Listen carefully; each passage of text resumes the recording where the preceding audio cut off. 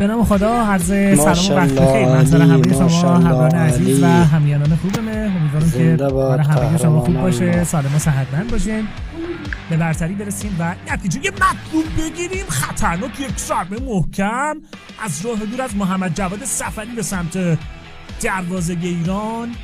باز هم یه حرکت خطرناک دیگر، فرصت بر بازیکنان ایران هست. یک ضربه زده شده به سمت دروازه کماکان موقعیت و حالا دروازه ما متاسفانه باز شد.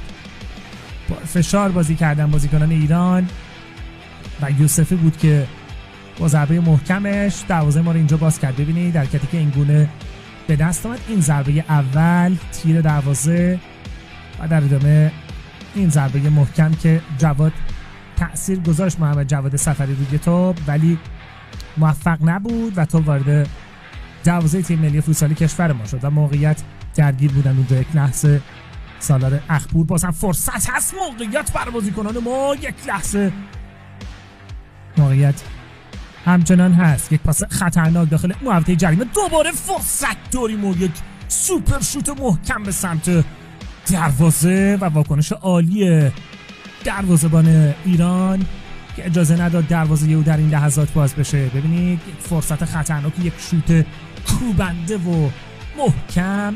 پرقدرت ترین تیم ملی فوتسال آسیا همین بازیکن ایستاده. فرصت برای گلزنی هم داریم که کسی همراهش نبود. جبران بکنیم. فرصت خطرناک، یک ضربه محکم به سمت دروازه. باز هم باقر محمدی بود که شانس آورد اینجا.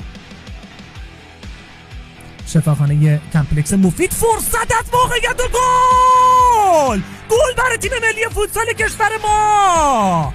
گل برای تیم ملی فوتسال کشور ما!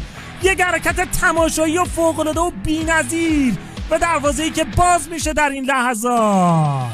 سید مجتبی حسینی است که دروازه رو باز میکنه. عالی و تماشایی بود این صحنه، این حرکت و این سوپر شوت فوق‌العاده.